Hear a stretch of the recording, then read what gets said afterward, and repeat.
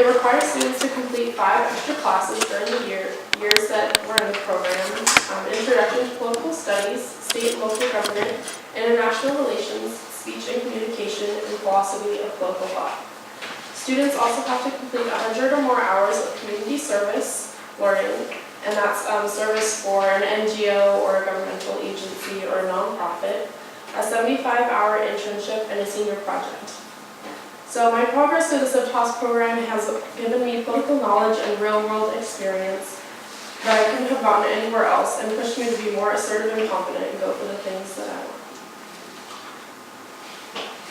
So the 5 classes that I just outlined, I've really learned a lot in these classes. Mrs. Reed has pushed us to think critically and be more independent and responsible for ourselves, and getting assignments in on time and knowing when the due dates are. Freshman year, the class was responsible for putting on the annual CivTOS Pancake Breakfast, which is our biggest political fundraiser of the year, because the school district doesn't provide our program with any money for books or field trips. So it was a long process to make sure that everything came together. We worked on it the entire year, but we learned how to ask for donations and how to coordinate a really large event. I was chair of the decorating committee, so we put decorations out in the cafeteria in the front lawn. My favorite class has been philosophy, which I'm taking right now, because we get to discuss a bunch of different complex and different ideas, such as really anything from what the earth is made of and what causes change to how people should behave and how the best society or government is constructed.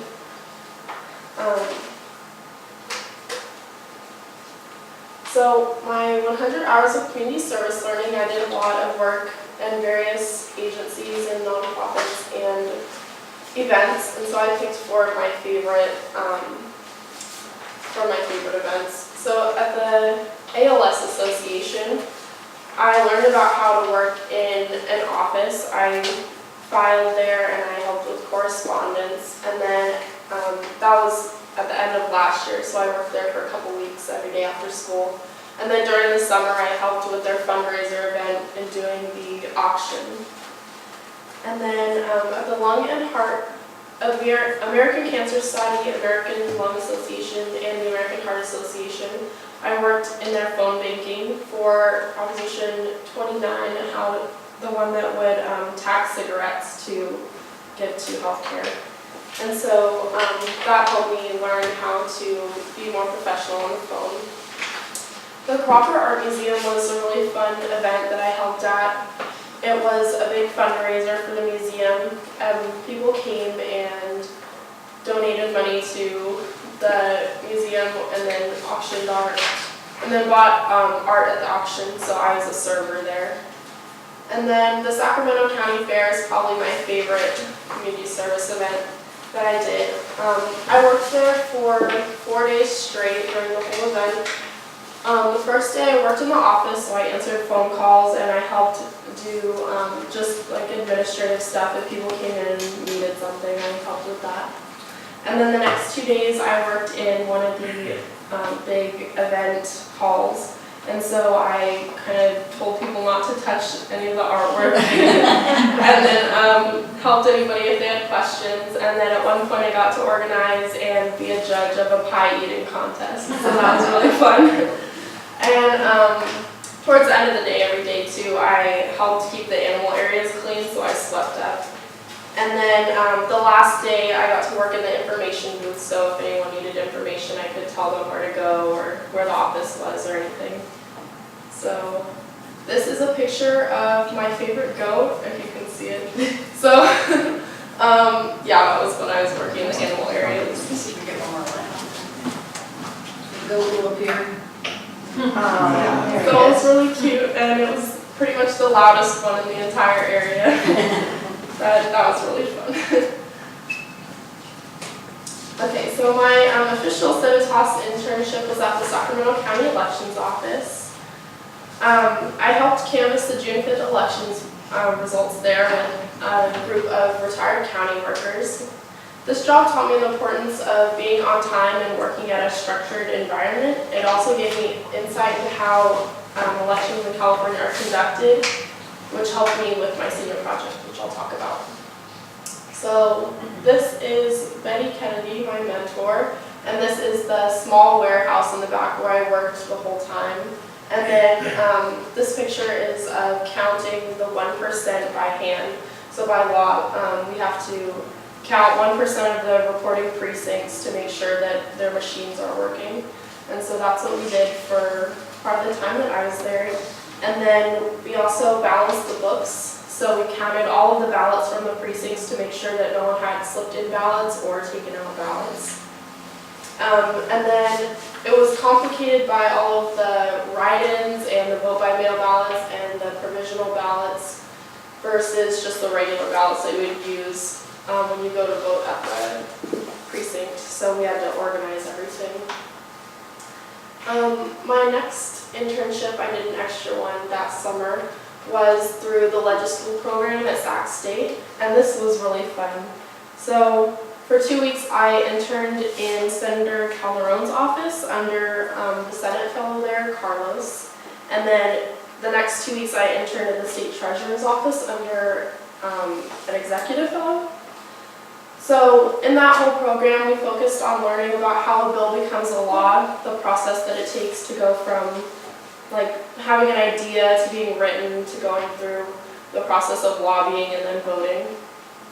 And then at the end, there were 6 interns in the program. We all made a little presentation, so this is my slide.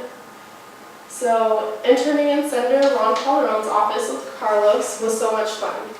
We went to most of the Senate floor sessions and some committee meetings, including the Public Safety Committee, which I got to do a small research project on.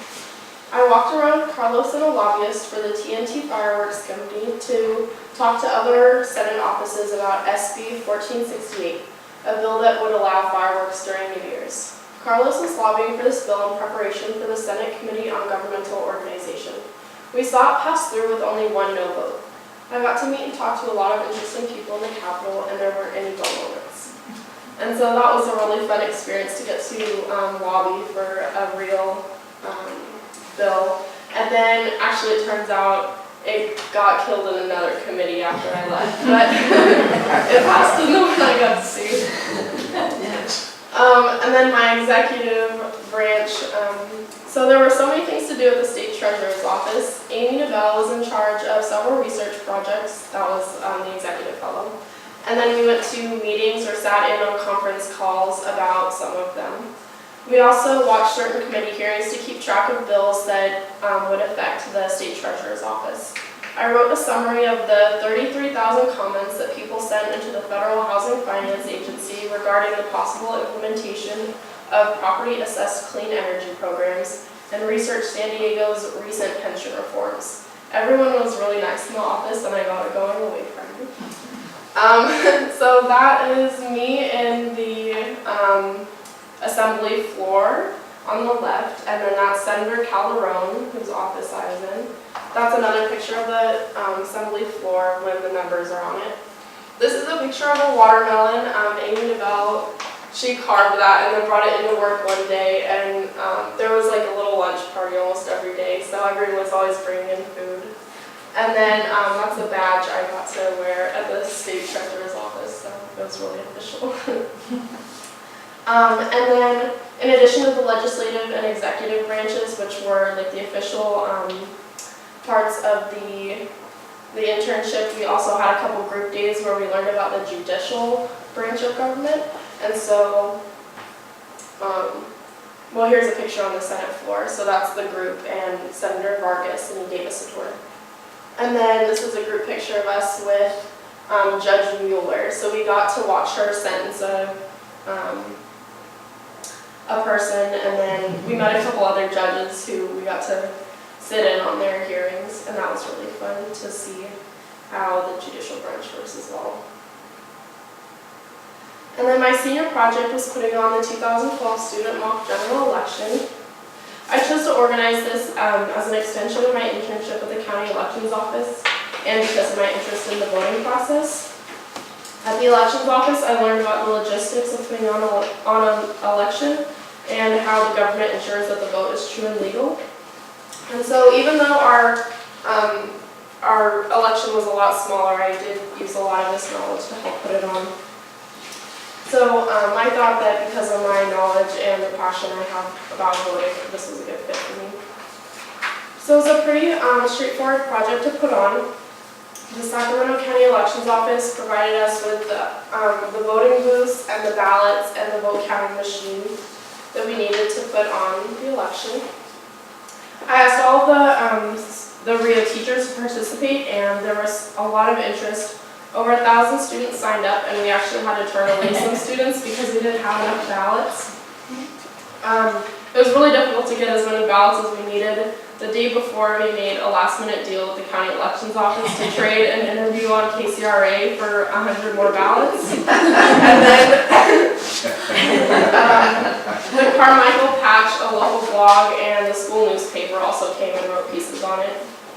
So after I reserved the small gym for the day of the election, which is where we held it, I scheduled the classes to come in at certain times of the day so there wouldn't be too much of a rush or a lull in voters.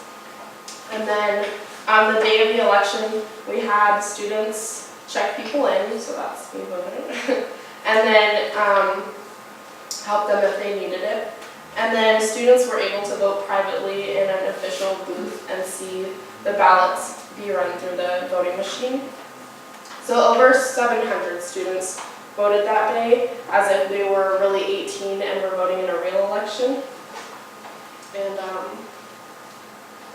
that's just me helping one of the students with the ballot. So the goal of this project was to teach the kids the importance of voting and to prepare them for voting, because some people are not really sure how to do it. So the SOTOS program has taught me a lot about politics and getting involved in the community. It's really solidified my interest in history and politics. And going through the program has made me more disciplined and time conscientious with going through all the classes and more confident in speaking in front of people. I remember the first time we had to speak in front of people, my voice was shaking and I was really nervous. And now I really like giving presentations in class. So I'm really glad I've gotten to go through the program and can't wait to see what else there is in store. Okay.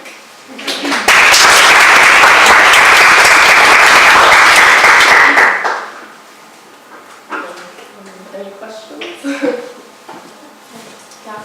Are there any major differences in election results between the mock election here and the election results in general? Yeah, I think in our election, President Obama got 66% of the vote, and then in the real election he got about 50%.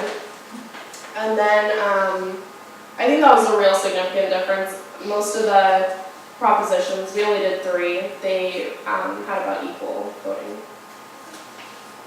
So I have 2 questions for you. The first one, and I know that this has been discussed in the state capitol, it's been very controversial, but one of the proposals is to encourage more youth voting, is to allow registration at age 17, so that by the time you're 18, you're already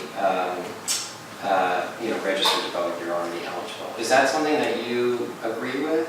And if so, what would be like your strongest argument to support that? Oh yeah, definitely. I think people should always get involved as early as they can. So if there's a way to make it easier for people to get involved as soon as they turn 18, I think that would be a really good thing to do. So the other question I have is that in your generation and those that are succeeding you, you're doing a lot less with this, and everything is kind of online. And I mean, I heard a story yesterday of a girl who actually picked up a landline for her first time, didn't know where the go button was. Yeah, I'm still waving my finger to take a ride. The road didn't understand that. What do you think we should do in terms of the future of voting? Because a lot of people are very reluctant to use voting machines. There's been allegations of tampering, that you can kind of, play with the programs and such so people feel more comfortable with the paper. But then for folks in your generation are used to working, you know, online and not with paper, it's a turnoff to do that. So what would be your thoughts on that? Well, yeah, I have heard a lot of controversy on electronic voting machines, how they can reprogram the machines to change the vote. And for our mock election, we did a ballot where you fill in a bubble and then it runs through the machine. So I haven't really seen any of the new machines where you click a button to vote, but I mean, I don't know. I guess there are pros and cons to each of the measures. I mean, I don't think there's really any way to perfectly count a vote, but what I saw in the elections office was that it got pretty close to being accurate, the 1% that we counted and then the machines that we had. So as long as I think the precincts are truthful, it should be okay. One of the other things to your question is that Holly also provided voter registration materials for students who are going to be 18 within the voting time. So we were actually registering kids as they came in, because we had the senior government classes come through and we were saying, are you 18? Are you going to be 18? We can register you right now. So we did register quite a few kids that day, as well as have them vote. Some of them have done this before, and for some of them it was the very first time they'd ever been to a voting booth. I'm not sure if it was, I think they've been arranged through one of our internships that Deborah Bowen came. And Yes. she talked quite a bit about the systems and the voting systems in the past and how they had been basically hacked in various ways. I mean, going all the way back to just paper ballots and the way that knowing the system they can corrupt it. So it was amazing the amount that she had studied the history of voting and voter fraud. She said that's her job. She's got to try to figure out where's the next thing she's got to be aware of. So. All right, any further questions for Holly on this time? With how close some of the races were with this past election, how do you feel the county office of elections handled it? I think they handled it really well. The places that I worked, we did what the law said that we needed to do, and everything, all of the ballots turned out exactly that we needed them to be. All the votes hand counted matched the machine counted ballots, and then we balanced all the books pretty well. So I think they did a really good job. Were you a reference for any adults that knew that you interned there to explain what was going on with the delays? No. No? No, I don't think so. Holly, you said one of the goals of the project was to show students how important voting is.